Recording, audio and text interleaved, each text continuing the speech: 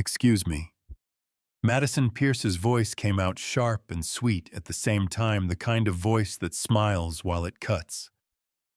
I don't know what they let people walk out with in whatever neighborhood you came from, but in this store we check bags. Her hand didn't wait for an answer. It moved fast, fingers closing around the back collar of a camel coat, yanking the black woman wearing it backward mid-step, hard enough to make her stumble. A $1,400 blazer slid off a nearby rack from the force of it. Nobody picked it up. Courtney leaned against the register and laughed. Quiet, comfortable, the laugh of someone who had done this before. Girl, that coat probably cost more than her rent. Where do they even find this stuff, the Salvation Army, on a good day? The music kept playing. 8 customers stood frozen. Madison looked the woman up and down. Slow. All the way down, all the way back up. Then she tilted her head and said loud enough for the whole floor to hear, "Honey, the security tag is still on that bag. But go ahead, act like you belong here." There was no security tag. There never was. The black woman whose collar Madison was still gripping didn't scream, didn't pull away. She simply turned slowly, the way someone turns when they've already decided how this ends, and looked at the hand on her collar. Then at Madison's face. What Madison Pierce did not know, what she could not have known, was that the woman she had just humiliated in front of a room full of people had built this store, sewn the coat she was grabbing, and signed every single paycheck Madison Pierce had ever received. This isn't a story about one bad day. It's about what happens when someone finally decides enough is enough and has the power to do something about it. Stay with me. Every second of this matters. Drop your location and local time in the comments right now. I want to see where in the world this is landing. And if this kind of story is why you're here, hit subscribe. What comes next will stay with you for a long time. There is a photograph that Vivienne Cross keeps in the top drawer of her desk. Not the mahogany desk in her corner office on the 14th floor of the Lux and Grace headquarters in downtown Chicago, but the small particle board desk she bought for $23 at a yard sale in Baltimore in the summer of 2001. She kept that desk, moved it through 4 apartments, 2 cities, and one life that changed so completely it barely resembles the one she started with. The desk sits now in the corner of her home office in Lincoln Park, scratched and uneven, one leg shimmed with a folded takeout menu that has been there so long it has fused to the wood. The photograph is of a woman sitting at an industrial sewing machine in a narrow back room. The woman is wearing a pink uniform, the kind with a name tag sewn directly onto the chest, and she is hemming the sleeve of a coat that costs more than she makes in a week. Her hands are steady. Her face is calm. She is not looking at the camera. She is looking at the work, the way people look at things they have decided to do with their whole heart, even when the whole heart is also quietly breaking. Her name was Vivienne Cross. She worked alterations at a department store on Charles Street in Baltimore for 22 years. She was one of the best seamstresses they had ever had. Every manager who ever supervised her said so, always in the same breath as the word but. But she was kept in the back room. But she was never moved to the sales floor. But when the store hosted its annual holiday showcase, and the front windows were dressed with gowns, and the saleswomen wore their best clothes, and the champagne came out on silver trays, Diane came in through the service entrance, hung her coat on a hook behind a rack of unfinished alterations, and sat at her machine. She never complained. That was not who she was. But once Vivienne was 11, sitting on the floor of the back room doing homework, while her mother worked a Saturday overtime shift. Diane set down her scissors, looked at the sales floor, through the narrow rectangular window, in the alteration room door, and said something Vivienne never forgot. "One day I want to walk into a store like that, and have someone hand me something beautiful, like I belong there. Not to buy it necessarily, just to be treated like the thought had crossed their mind." Vivienne Cross died in 2009, 4 years before the Lux and Grace flagship opened on Michigan Avenue in Chicago. She never got her day. She never walked through those doors. She never had anyone hand her something beautiful like she belonged. Vivienne thinks about that every single time she walks into one of her own stores. She built Lux and Grace on a sewing machine she bought from a pawn shop on Greenmount Avenue for $140. In November of 2001, a Singer Model 4423 still in its original beige casing. A small crack along the top right corner from being carried up 3 flights of stairs in a building with no elevator. She worked in the front room of a 2-bedroom apartment she shared with her cousin Renata, cutting fabric on a door laid flat across 2 sawhorses, sewing until 2 and 3 in the morning, because the daytime hours belonged to her shift at the grocery store on North Avenue, where she worked the register 5 days a week. The first collection was 11 pieces. Blazers mostly structured sharp, the kind of clothes Vivienne had always believed a woman should be able to buy, without the salesperson's eyebrows going up at the price tag. She sold them out of her apartment by word of mouth, through a network of black professional women in Baltimore who had been looking for exactly this thing and hadn't known it until they put one of Vivienne's blazers on and looked in the mirror. By 2003, she had enough to sign a lease on a small storefront on Howard Street in Baltimore's Midtown neighborhood. By 2006, she had a second location in Washington, D.C. By 2009, the year her mother died, she had 7 stores and a quiet reputation that was getting less quiet by the month. By 2015, she was on the cover of Forbes. By 2019, she had 32 stores across 14 states and a net worth that financial analysts placed at $1.2 billion, a number Vivienne found simultaneously unreal and entirely beside the point. She built Lux and Grace on one principle, a principle she wrote herself on a piece of notebook paper and taped to the wall above that pawnshop sewing machine in 2001, and which now appeared in embossed lettering on the inside of every shopping bag in every one of her 32 stores. Every woman who walks through that door is the most important woman in the room. She meant it then. She meant it now. Which is why 4 times a year, Vivienne Cross put on clothes that cost less than what most of her customers spent on a single accessory, walked into one of her stores without announcing herself, and watched. She had never told her PR team about these visits. She had never told her board. She told Raymond, her VP of brand experience, because Raymond had been with her since the Howard Street days, and because she trusted him the way you trust someone who has seen you fail and stayed anyway. She had not visited the Michigan Avenue flagship in 14 months. There had been reasons: the Seattle expansion, the investor meetings, the profile in the Times, that took 3 months of back and forth to get right. Good reasons. Legitimate ones. She had told herself the flagship was fine. Kyle Patterson, the store manager, had decent numbers. The quarterly reports looked clean. On the morning of the 3rd Thursday in October, Vivienne put on dark slacks, a simple cream blouse, and the camel coat. The coat she had sewn herself in the winter of 2001 finished 3 days before Christmas. The first piece she ever made. The one that started everything. She took a cab to Michigan Avenue, paid cash, and pushed open the door of the most beautiful store she had ever built. The bell above the door chimed softly. Nobody looked up. The store was beautiful. Vivienne would give it that. The lighting was warm and precise, angled to catch the fabric of the displayed pieces at exactly the right degree. The fragrance diffusers were running cedarwood and white tea, the signature scent she had approved herself 3 years ago. The floor was clean, the displays were balanced, and the new arrivals were positioned exactly where the visual merchandising guide said they should be. But Vivienne had been in enough stores, her own and other people's, to know that beautiful and right were 2 entirely different things.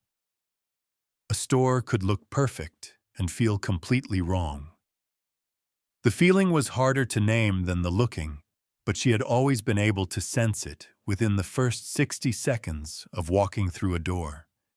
It lived in the small things. The way staff held their bodies when no one was watching them. The quality of the silence between transactions. The particular way that certain customers were seen and others were not. She felt it now, within 30 seconds of the bell above the door. There were 2 staff members visible on the floor, a young woman with a sharp blonde ponytail behind the main register phone tilted at an angle that suggested she was watching something, and another associate near the accessories wall, who was laughing at whatever the first one had said. A third employee, younger, darker-skinned, her apron perfectly tied, was restocking scarves near the back wall, moving with the quiet efficiency of someone who had learned to make themselves small. Vivienne moved through the store slowly the way she always did on these visits. She was not browsing.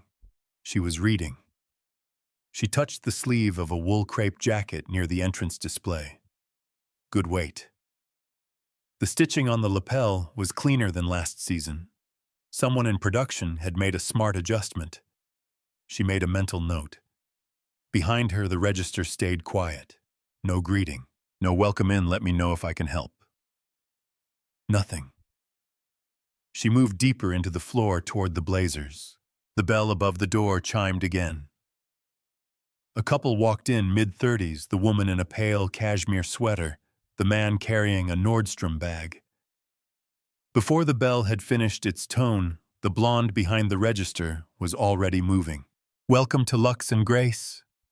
Her voice was entirely different from the silence she had been offering for the last 4 minutes. Warm, bright, immediate. "Oh, I love that sweater. Come look at what just came in. We got a shipment this morning that I have been waiting to show someone." She was already walking them toward the new arrivals wall, hand lightly on the woman's elbow, laughing at something the man said before he'd finished saying it. Vivienne watched this from the blazer rack. She did not move. She picked up a structured, double-breasted piece in deep burgundy, held it up, examined the construction. The associate near the accessories wall, the one restocking scarves, glanced at Vivienne, started to move toward her, then stopped. Something had shifted in her posture, a small contraction, like a person who had learned where the invisible lines were and had decided it was safer to stay on their side of them. A third customer walked in, a woman in a cleaning uniform, house keys clipped to her jacket, zipper tired eyes moving with the careful deliberateness of someone who has talked herself into being here. The blonde Madison was back behind the register now. She glanced at the woman, looked back at her phone. The woman stood at the entrance for a full 40 seconds before anyone acknowledged she existed. Then Courtney, the associate from the accessories wall, walked past her without stopping and said flatly, "Let me know if you need something," without making eye contact, without slowing down, without meaning a single word of it. The woman in the cleaning uniform looked at a rack near the door, touched one sleeve, put it back, left. Vivienne watched her go. She moved to the blazers again, reached for a piece she had been eyeing, a caramel single button in Italian wool, one of the strongest items in the current collection. She lifted it from the rack, felt the fabric, turned it over to check the interior seam. Madison appeared at her elbow, not with a smile, not with a greeting. She had appeared the way people appear when they have a purpose that has nothing to do with service. "That one just came in," she said. Her tone was flat professional on the surface, something else entirely underneath. "It's one of our premium pieces. It's quite an investment." The pause before "quite" was brief, precise, practiced. "How much?" Vivienne asked. 1,400. Madison's eyes moved from the blazer to Vivienne's coat to her shoes. Down and back up. The full scan. The assessment. "We do have some more accessible options if you'd like. The sale items are over here and they're all really beautiful." She gestured toward the far wall, the markdown rack. "I'll look at this one," Vivienne said. "Thank you." Madison didn't move. She straightened a blazer on a nearby rack that didn't need straightening, moved to the next one, adjusted a hanger that was already straight. Vivienne kept the caramel blazer in her hands and continued moving through the floor. Madison stayed 10 feet behind her for the next 9 minutes, pretending to work never more than 10 feet away, never making eye contact, never speaking again. Then Vivienne reached for the item she had been moving toward, without consciously deciding, to the signature piece of the current collection, the structured leather handbag with the Lux and Grace monogram embossed along the base. The one she had sketched herself on the back of a boarding pass on a flight from Atlanta to Chicago 14 months ago. She turned it over in her hands. Behind her, she heard the soft click of a radio, Courtney's voice low. "Madison, register area, now." Vivienne set the handbag down. Not because of the radio click. Not because of the 10 minutes of surveillance dressed up as shelf straightening. She set it down because she had seen enough, and because she had learned a long time ago that the most powerful thing a person can do in a room that is trying to make them feel small is decide calmly and completely that they are finished. She turned toward the exit. She was 4 steps from the door, 4 steps when Madison's hand closed around the back of her collar. The grip was hard. Not a tap, not a touch. Fingers wrapping around the camel fabric, yanking backward with enough force that Vivienne stumbled 1 step, her right heel catching the edge of the floor display, a $1,400 blazer sliding off the rack beside her and landing on the floor. Nobody picked it up. "Ma'am." Madison's voice cut across the entire store.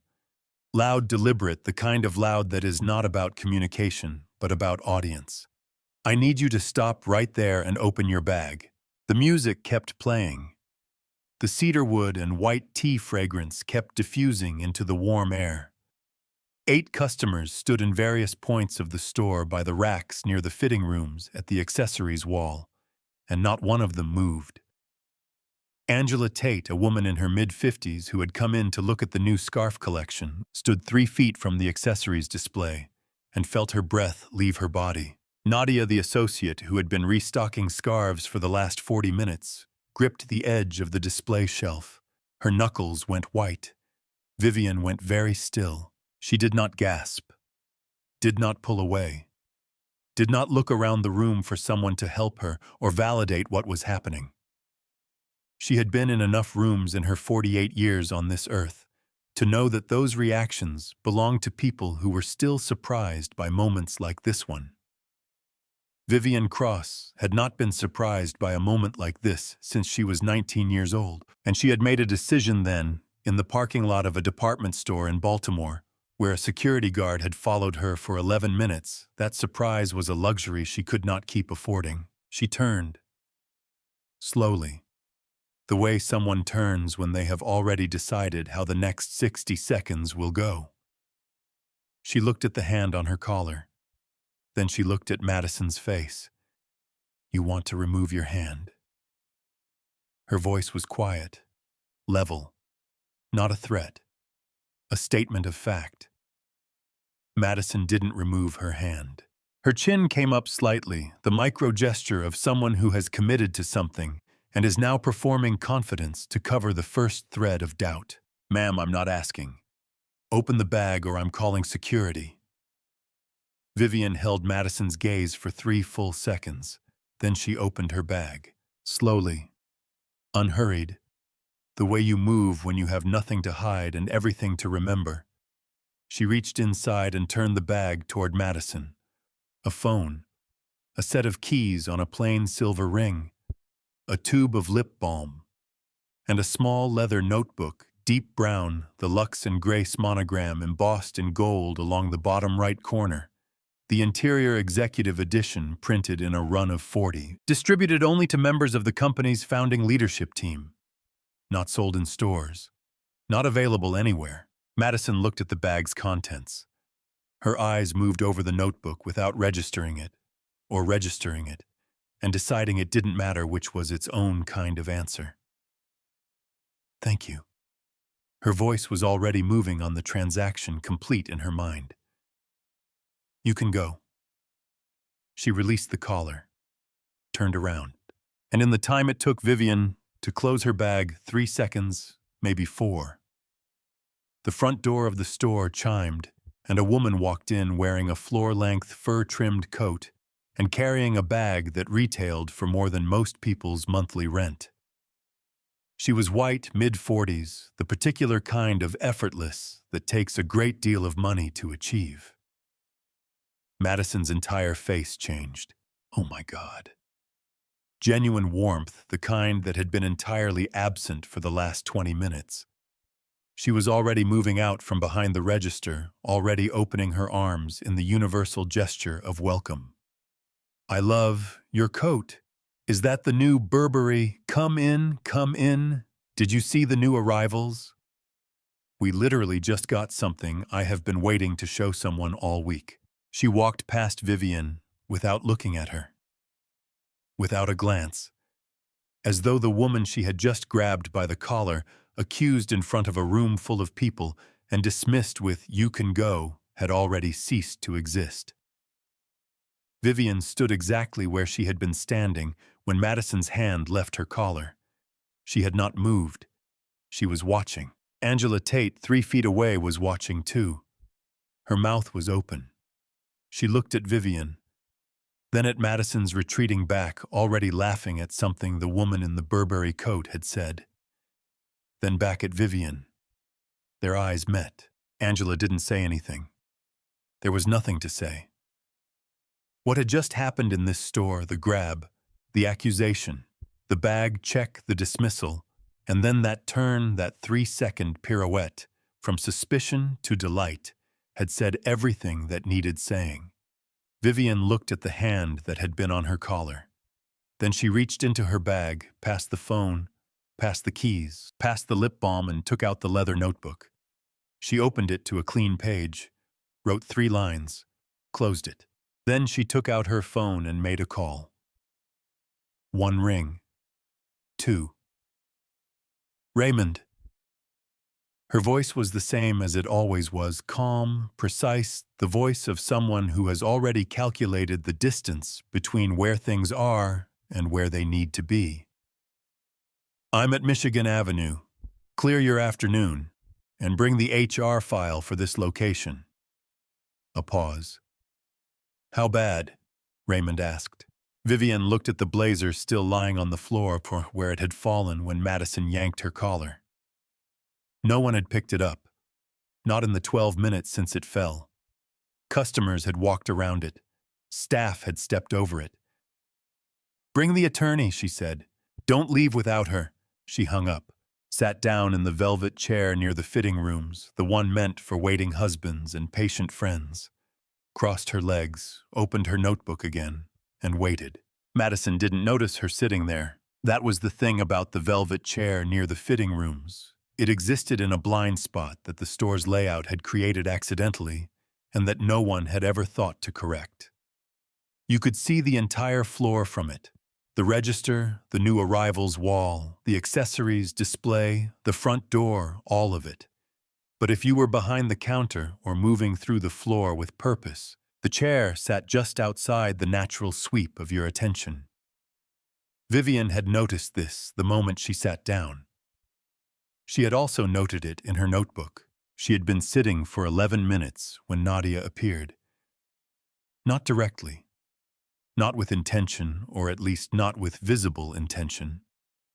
She came from the scarves display, moving toward the fitting room corridor, with an armful of returns, her head down her pace, the particular pace of someone who is going somewhere specific, while also going nowhere in particular. The careful choreography of a person who has learned to move through a space without drawing the wrong kind of attention. She stopped at the rack nearest the velvet chair, began sorting returns by color. Her back was to the register. She didn't look at Vivienne, but she spoke. Are you okay? Her voice was barely above a murmur. The words came out of the side of her mouth, aimed at the hanging garments, her hands still moving through the rack. Vivienne looked at her. I'm fine. You shouldn't have to be fine after something like that. Still quiet, still not looking. I'm sorry, for what it's worth.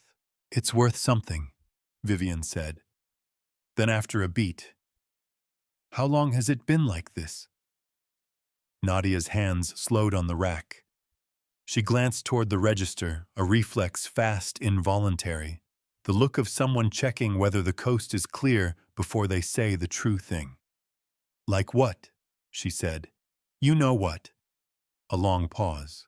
Nadia moved a blazer from one end of the rack to the other without any apparent reason. Since Madison got here, she finally said.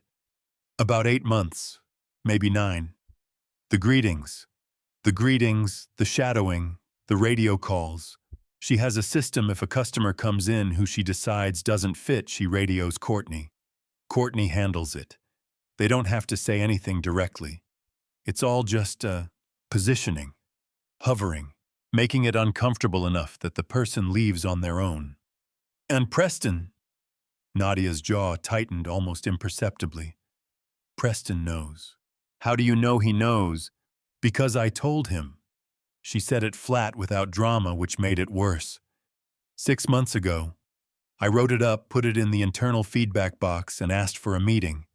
He met with me for 12 minutes, said he'd look into it, said Madison was the store's top performer and he needed to be careful about acting on what he called. She paused, and Vivienne could hear the quotation marks around what came next. Subjective observations. Vivienne wrote something in her notebook. Has it escalated? What happened today, has she ever physically? No. Nadia shook her head. Today was different. I don't know what made today different. But the look on her face when she grabbed you. She stopped, pressed her lips together. She wasn't scared of being wrong. She was sure she was right. That's the part that... She trailed off. That's the part that stays with you, Vivienne said quietly. Nadia nodded. She moved another blazer for no reason. What's your name? Vivienne asked. Nadia. Nadia Osei. How long have you been with the company, Nadia? 2 years in January. Do you like it here?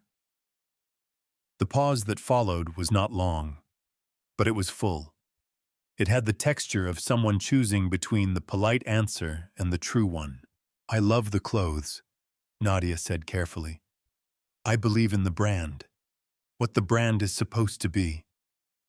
She emphasized the last 4 words just enough. Not a criticism, a distinction. What made you stay? Vivienne asked. After the complaint went nowhere, after 6 months of this, what made you keep coming in?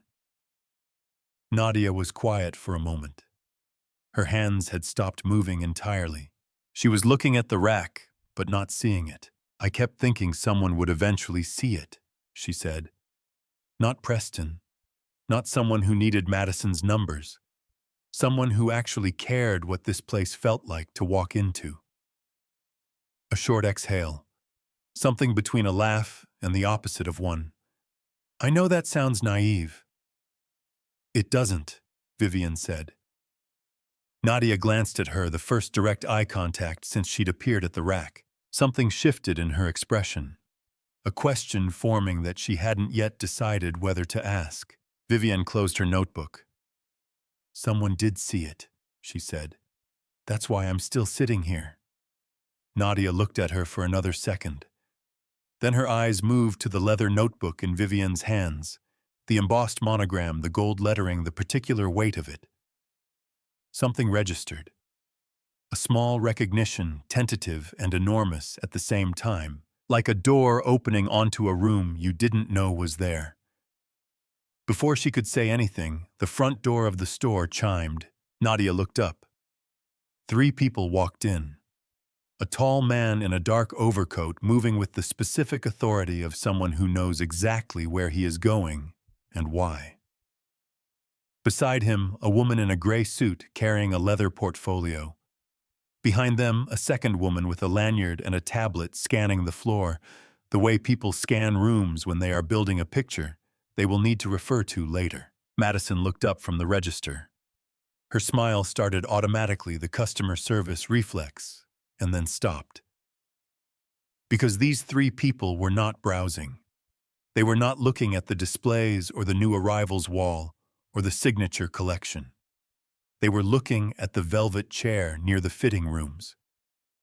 Madison followed their gaze, and for the first time since she had grabbed a stranger's collar 43 minutes ago, something moved across her face that was not confidence. Raymond Cross had worked for Vivienne for 16 years. He had been there for the 3rd store and the 7th store and the store in Atlanta that flooded 2 weeks after opening and the store in Seattle that the local press had inexplicably decided to hate for the first 6 months before inexplicably deciding to love. He had been in rooms with investors who talked over Vivienne, and rooms with journalists who talked down to her, and rooms where both things happened at once.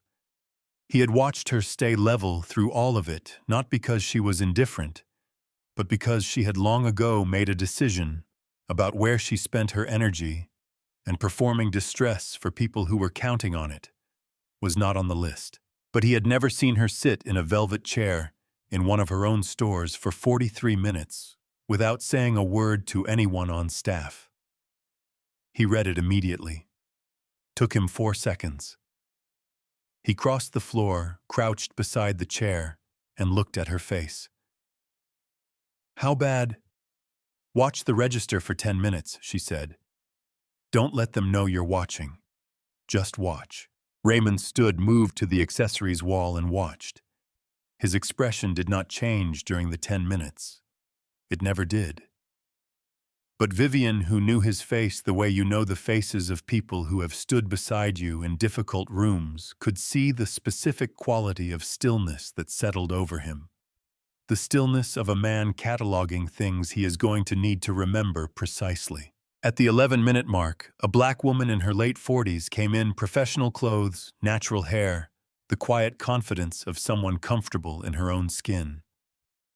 She began browsing the new arrivals. Madison glanced at her, looked back at her phone, and picked up the radio. 8 seconds later, Courtney materialized near the new arrivals wall and began straightening items that were already straight. Raymond came back to the chair. "I've seen enough," he said. "There's more. Pull the security footage. The last 90 days. On what basis do corporate brand audit, routine. Kyle Patterson won't question it. He doesn't know enough about what a routine audit looks like to know this isn't one." Raymond nodded, took out his tablet, and went to find Preston. While he was gone, Vivienne walked the floor again. Slowly this time, without pretending to browse, just walking, reading the space the way she had read spaces for 22 years. She noted the positioning of the markdown rack pushed to the left side of the store where the lighting was dimmest.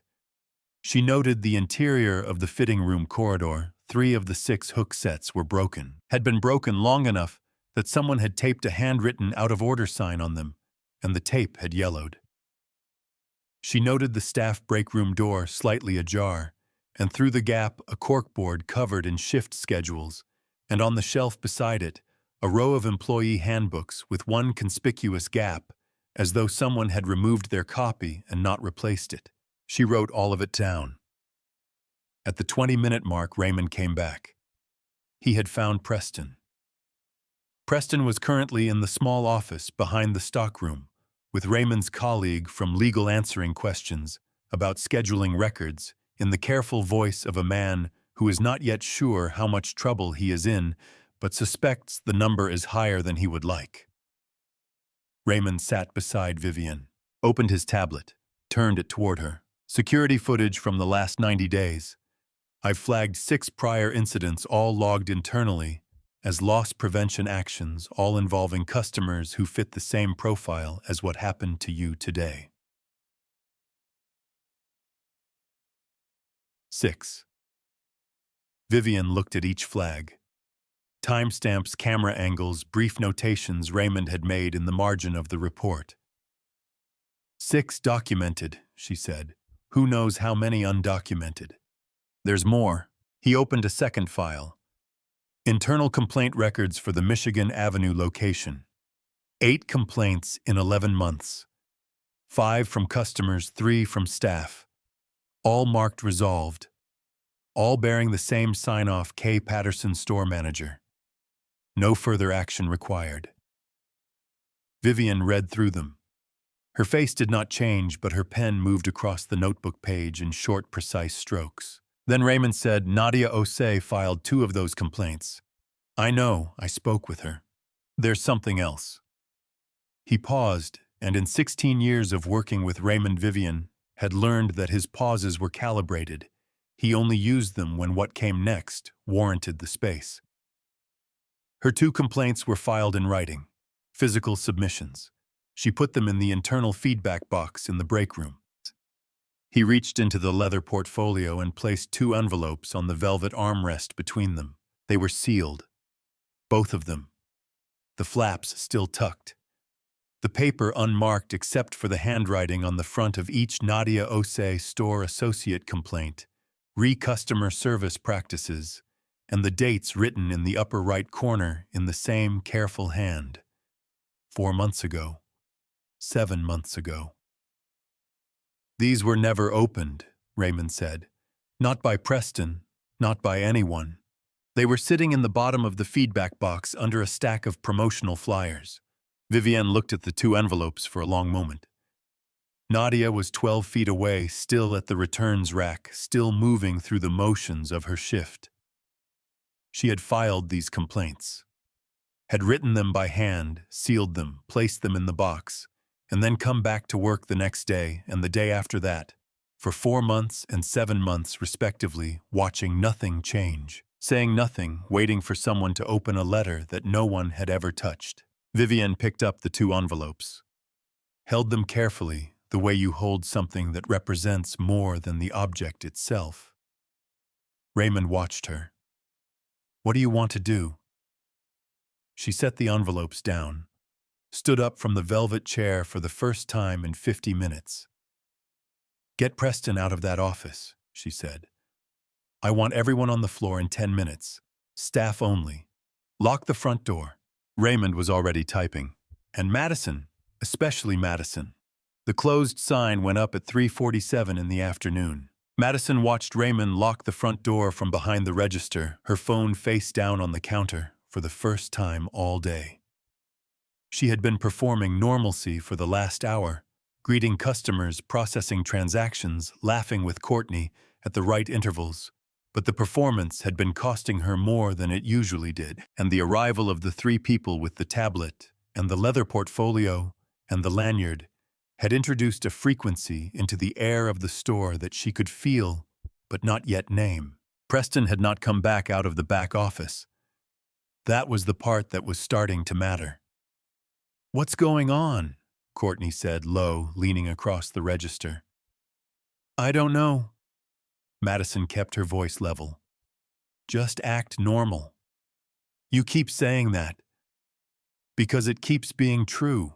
But when Raymond walked to the center of the sales floor and asked all staff to gather 7 employees total, including the 2 back-of-house staff who had been in the stockroom all afternoon, Madison looked at the velvet chair near the fitting rooms, and the woman who had been sitting in it for the last hour stood up and walked to the front of the room, and something in Madison's chest went very quiet, in the way that things go quiet right before they become loud. Vivienne stood in front of the gathered staff. She did not have notes. She did not have a tablet or a folder. She had her notebook closed in her left hand, and she stood the way she always stood, straight still, taking up exactly the space she occupied, and not apologizing for it. She looked at each face in turn. Preston pale and rigid near the stockroom door. Nadia hands clasped, watching from the back of the small group. Courtney chin up, performing indifference. Madison, whose face had settled into an expression Vivienne recognized, the expression of someone who has decided that the best defense is to look like the kind of person who doesn't need one.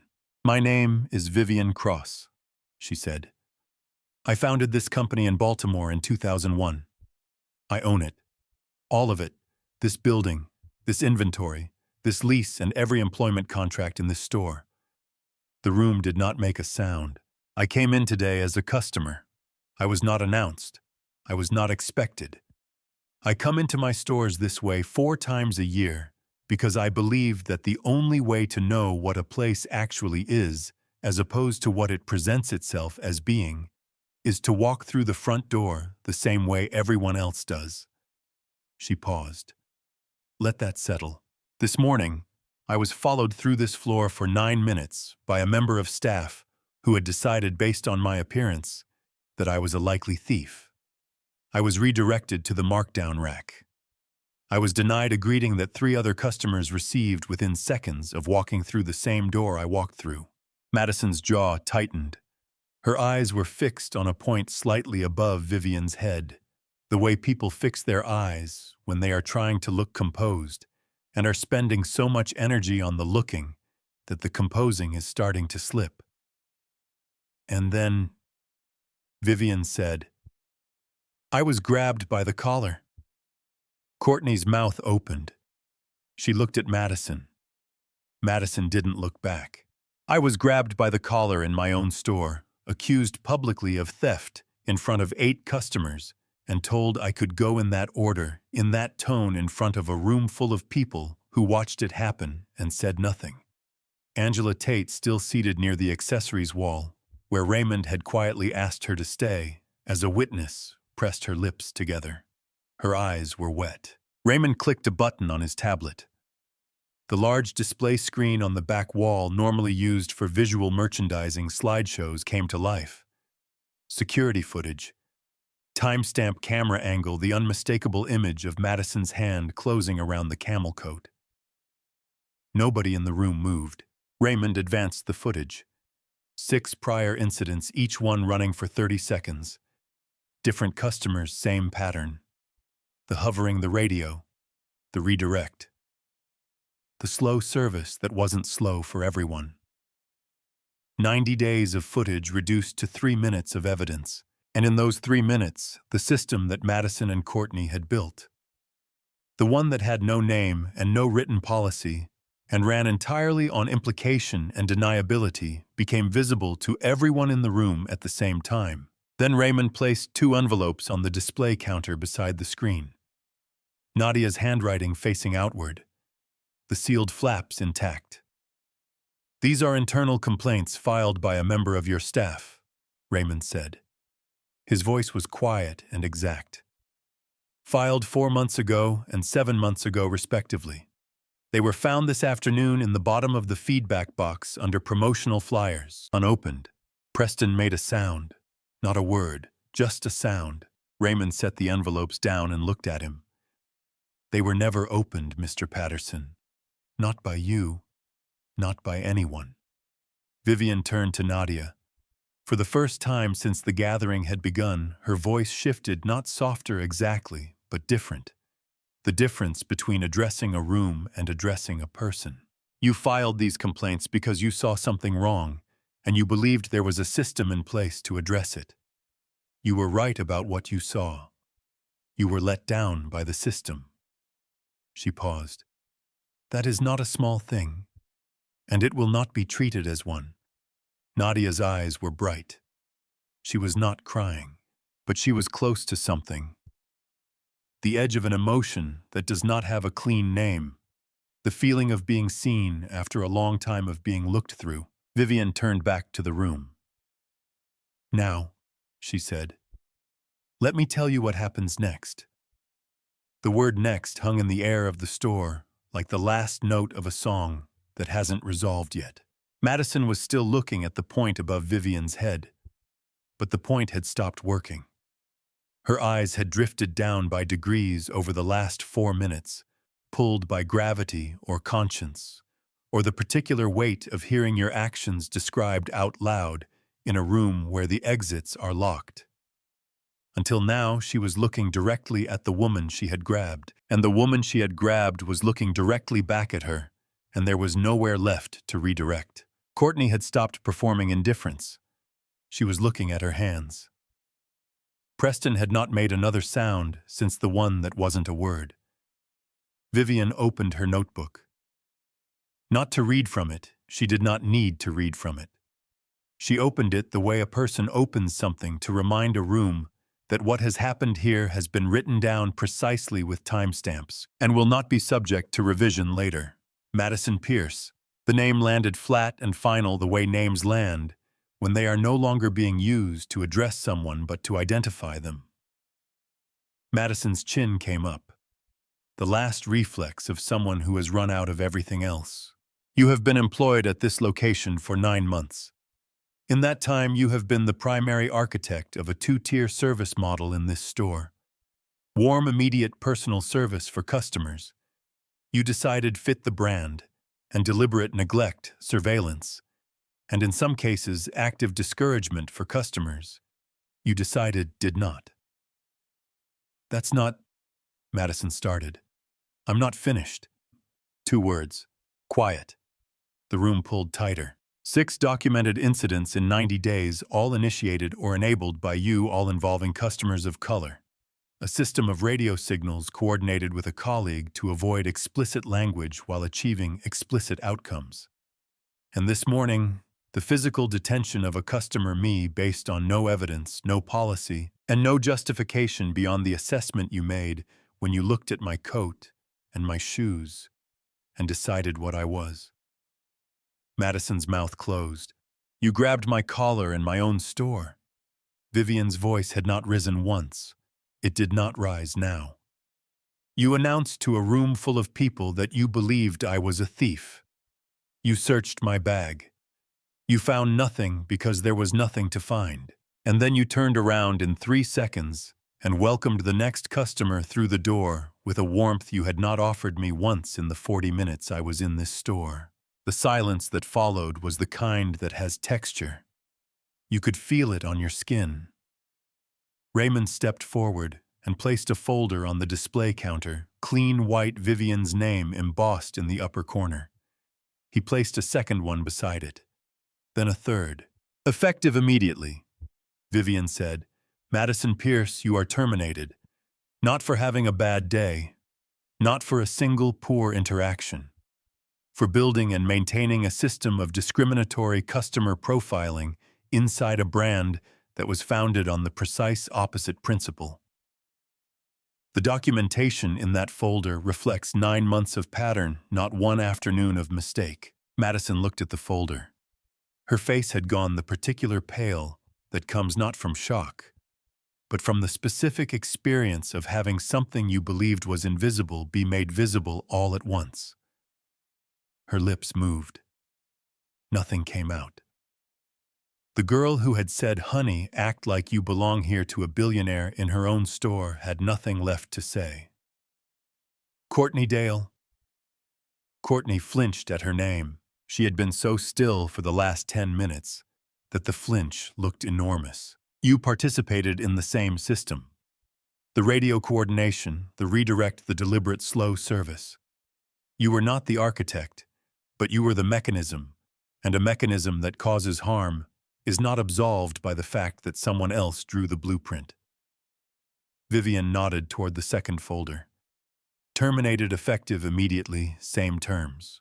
Courtney picked up the folder with hands that were not steady. She did not open it. She held it against her chest like a shield that she already knew was too thin. Then Vivienne turned to Preston. He was standing near the stockroom door, and he looked like a man who had been hoping until this precise moment that standing near an exit was the same as having one. Preston Lyle. He straightened.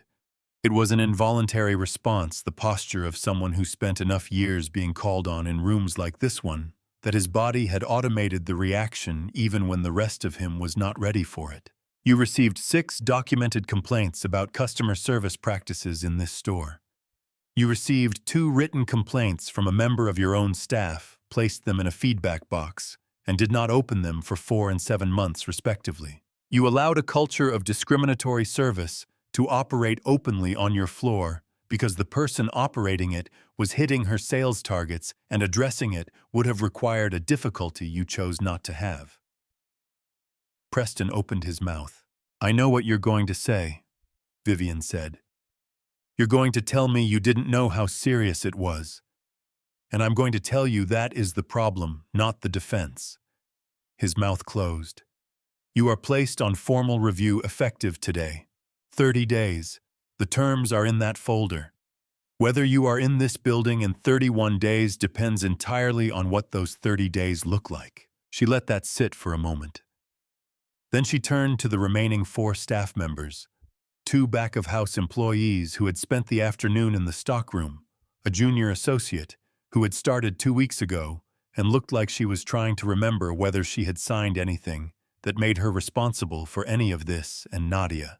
The rest of you, Vivienne said, and her voice shifted again, not warm exactly, but the temperature of someone who has finished the part of the conversation that required steel and is moving into the part that requires something else, are not the reason I'm standing here. You are the reason I didn't leave. She looked at Nadia when she said it. Nadia looked back. The brightness in her eyes from before had not gone anywhere. It had just settled into something steadier. We're not finished, Vivienne said to the room. I have 4 things to tell you, and then we're going to talk about what this store becomes. 4 things. Vivienne let the number sit in the room for a moment before she continued. Not for drama, she had never performed drama in her life. She let it sit because she had learned that when people have just absorbed something difficult, they need a breath before they can receive something new. The staff in front of her had just watched 2 colleagues be terminated and a 3rd placed on review. Whatever they felt about Madison and Courtney and Preston and their faces suggested they felt a complicated range of things. The fact of termination in a room you are also standing in has a weight that requires a moment before the next thing can land. She clicked a button on Raymond's tablet. The security footage disappeared from the back wall screen. 4 lines of text replaced it.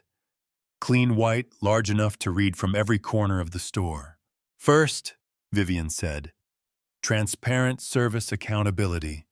Every Lux and Grace location will implement a direct customer feedback channel, not a suggestion box, not a quarterly survey, a real-time digital system where customers can report their experience within 24 hours of a visit. Those reports come directly to Raymond's office, not to store managers, not to regional directors, to Raymond and to me. She paused. Let them read the line on the screen. Second, independent complaint processing. Staff complaints no longer go through store management or regional chains. Effective immediately, every location will have access to a third-party HR channel that reports directly to corporate. If you see something wrong in this store, if you see what Nadia saw and you write it down and you seal it in an envelope, that envelope will be opened that day by someone whose job it is to open it, not to decide whether opening it is convenient. She looked at the 2 sealed envelopes still sitting on the display counter. So did everyone else. Third, quarterly unannounced audits. 4 times a year, someone from this company, me, Raymond, a member of the brand experience team, will walk into every Lux and Grace location as a customer. No announcement. No preparation. We will receive the same service that every other customer receives, and what we find will determine what happens next. You will not know when. You will not know who. What you will know is that it happens and that it matters. She advanced to the 4th line. 4th, the for everyone standard. Every staff member in every location will complete a 12-week service equity training program developed in partnership with the brand experience team. Not a one-day seminar, not a video module. 12 weeks because changing the way a store feels to walk into is not a checkbox. It is a practice, and practices take time to build. She looked at the room. These are not suggestions. They are company policy effective across all 32 locations starting Monday. The details are in the documentation Raymond is sending to every store manager in the country in approximately, she glanced at Raymond, 40 minutes. 38, Raymond said. Then Vivienne turned to Nadia for the second time since the gathering had begun. And this time the room could feel that what came next was different, not policy, not procedure, not the language of corporate accountability, something that had a person's name on it. Nadia. Nadia straightened. Not the way Preston had straightened, not the reflex of someone bracing. The straightening of someone who has been waiting without knowing they were waiting for something to finally be directed at them rather than around them. You have worked in this store for nearly 2 years. In that time, you identified a problem that your management failed to identify or failed to address, which in practice amounts to the same thing. You documented it. You reported it through the proper channels twice. You were ignored. And then you came back to work the next morning.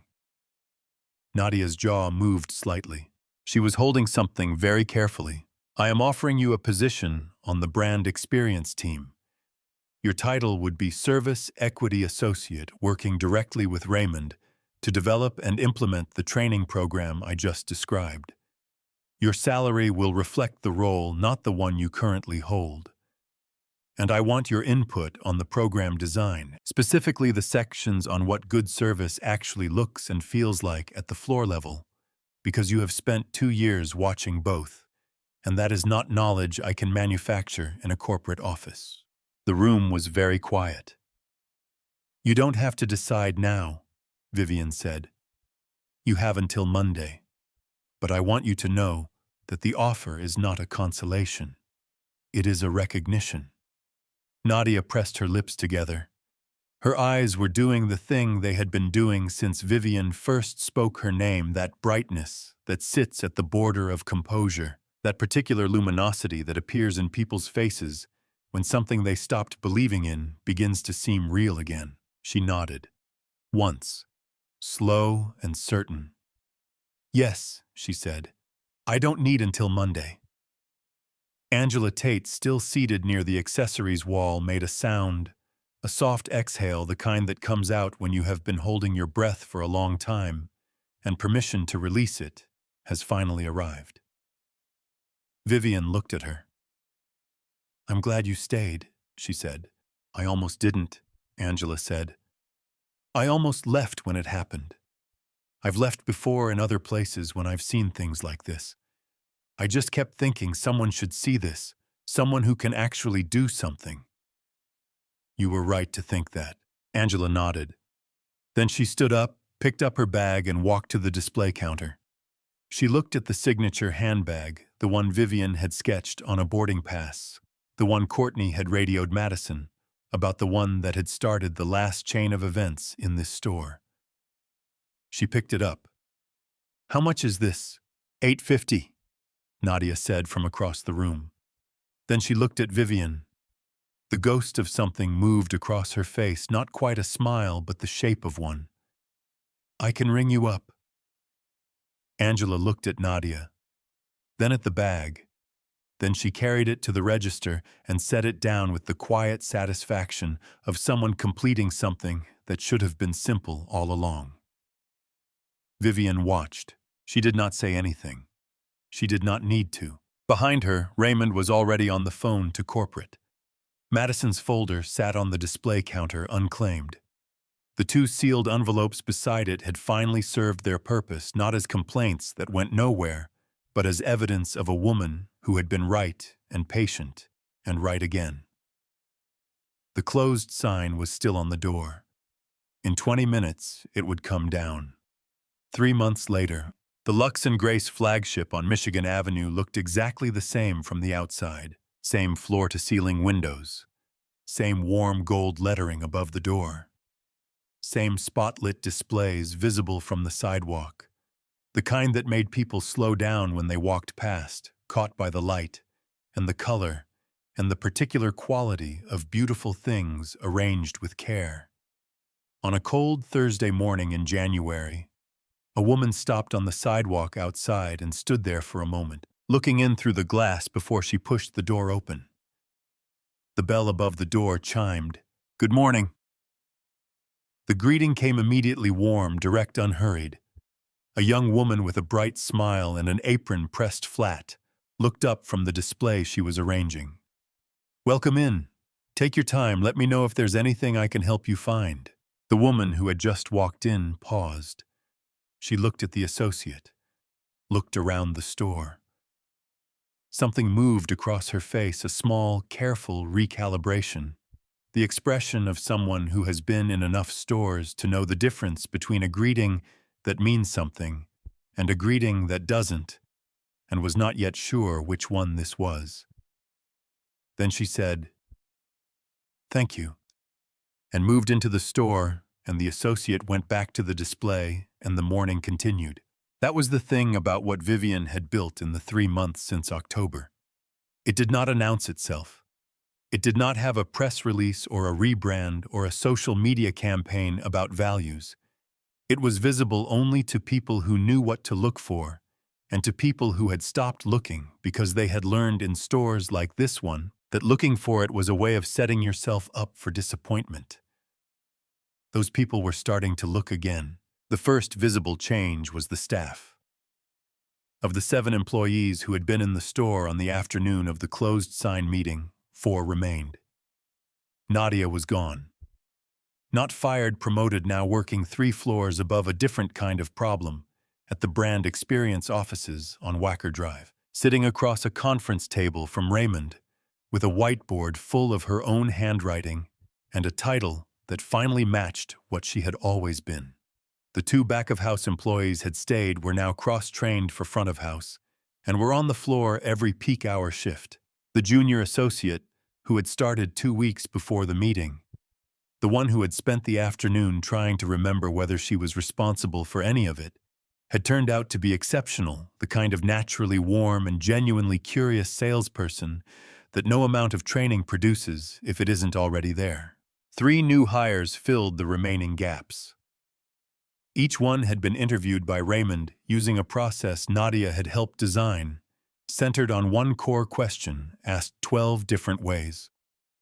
How do you treat someone who makes you feel like they don't belong? The right answer, Nadia had explained in the document she sent Raymond, was not a policy recitation. It was a person who looked confused by the premise, a person for whom the concept of a customer not belonging was genuinely foreign. They had found 3 of those people. They were all on the floor now.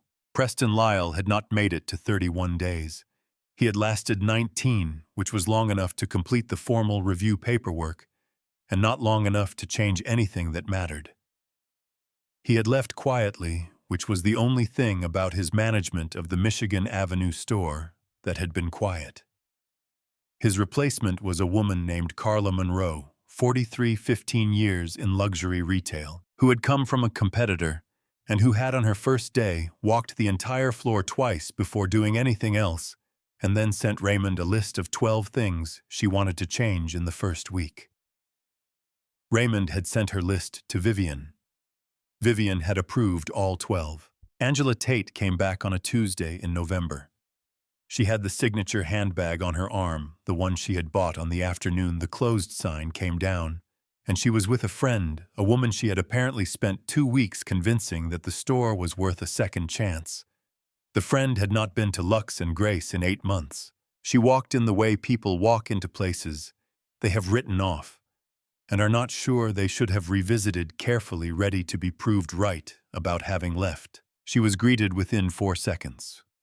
By name, Angela had called ahead and told Nadia's replacement about her friend, and Nadia's replacement had remembered and used it. The friend stood in the middle of the store and looked around. Then she looked at Angela. "It's different," she said. "I know," Angela said. "How?"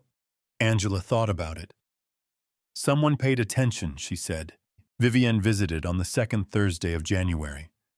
She came through the front door as always in clothes that cost less than what most customers spent on accessories, and she stood in the store for 40 minutes browsing, watching, feeling the room the way she felt all her rooms. A new associate greeted her within 3 seconds, offered help without hovering, pointed her toward the new collection without redirecting her away from the investment pieces.